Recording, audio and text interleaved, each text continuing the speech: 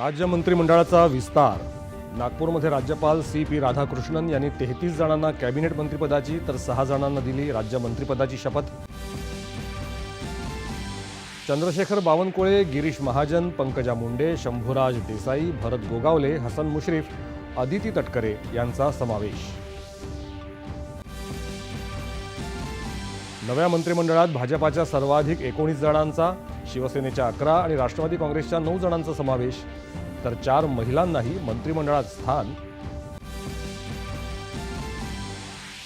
राज्य मंत्रिमंडळात स्थान मिळालेल्या पक्षातल्या आमदारांना 2.5 वर्षांसाठी मंत्रिपदाची संधी. नागपुरात राष्ट्रवादी काँग्रेसच्या मेळाव्यात अजित पवारांचं सुतोवाच. राज्य विधिमंडळाचं हिवाळी अधिवेशन उद्यापासून नागपुरात सुरू.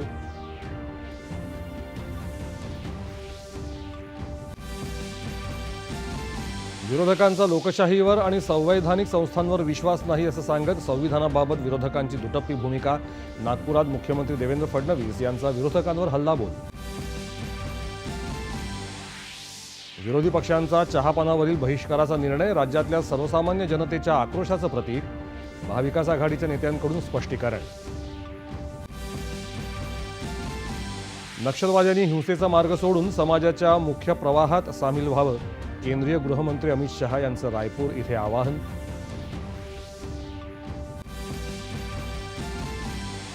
महिलांच्या आशियाई कनिष्ठ हॉकी अजिंक्यपद स्पर्धेत जपानला 3-1 न नमवत भारताची अंतिम फेरीत धडक.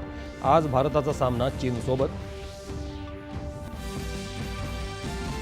आणि बॉर्डर गावस्कर कसोटी मालिकेच्या तिसऱ्या सामन्यात दुसऱ्या दिवसअखेर ऑस्ट्रेलियाच्या 7 गडी बाद 405 धावा. ट्रेव्हिस हेडची 1.5 शतकी खेळी. बुमराहनं टिपले 5 गडी.